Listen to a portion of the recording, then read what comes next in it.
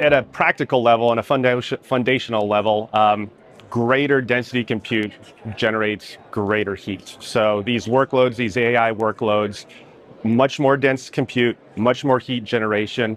And we're talking in loads and densities that are increasing tremendously as well. It's an exponential increase. We've traditionally operated in the low teens, jumping up into 50, 60, 70, now into low hundreds, and talking about megawatt densities when it comes to rack densities.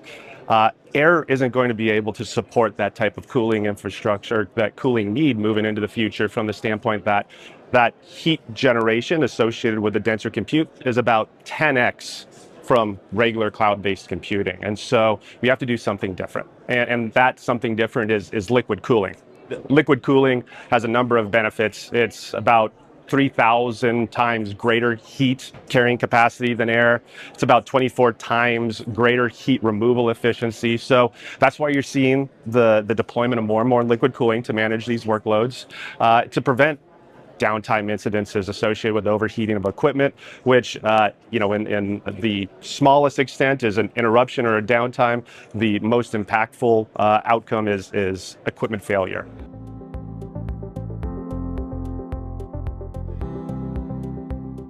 So I think the first thing that makes it unique is it's been developed by specialists in the fluid industry. Ecolab has been around for over 100 years and really specializing in fluid management. And so the 3D TRASAR direct-to-chip has been developed by those that focus on fluid management. And so the sensor package has been put together specific for fluids used in technical cooling loop systems, specifically here, glycol. So real-time monitoring of pH, turbidity, flow rates, pressure differentials, and most importantly, refractometry for glycol percentage real-time, which is really, really key in these applications. So the need for real-time is really critical for these environments.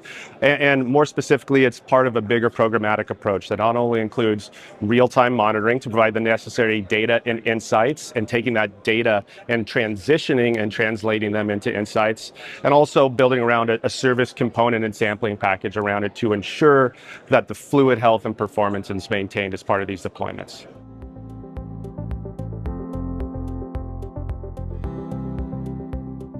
It's a really great question. I think traditionally a lot of people have approached these applications similar to a traditional facility water loop where they aren't as dynamic. There's a couple of things at play here with technical cooling loop systems at the early stages of these deployments. One, there's really no set standards. We're working very, very closely with a lot of our key industry partners to help in establishing those best practice commissioning guidelines and ongoing best practice recommendations. There really isn't historical precedent for these deployments at scale. So when you have lack of standardization, you have lack of historical precedent, and then the other piece being I think a largely unappreciated understanding of how many touch points these applications will have.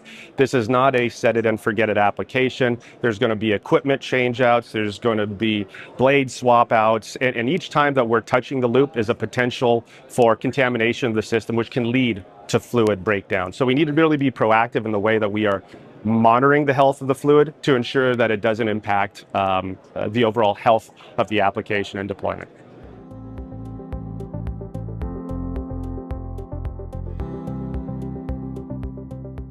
Yeah, I think at a high level, one of the biggest challenges in the EU typically leads the regions when it comes to regulations for data centers, and specifically where we get engaged is around water. So we're seeing much more tightened restrictions around water use, water discharge, water reporting.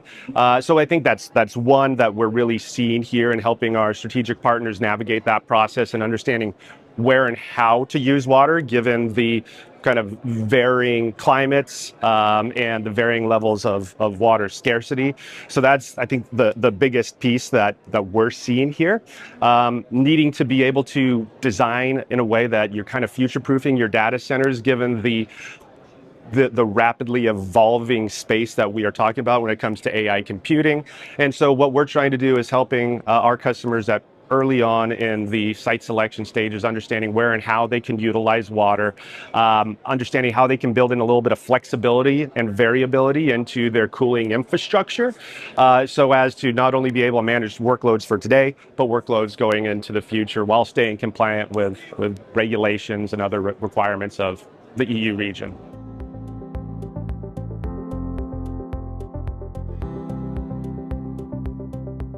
Yeah, I think we're going to see AI making its way into the technology that is supporting the AI. We're going to be able to drive much greater insights, much deeper insights by leveraging that application when it comes to the cooling of these applications.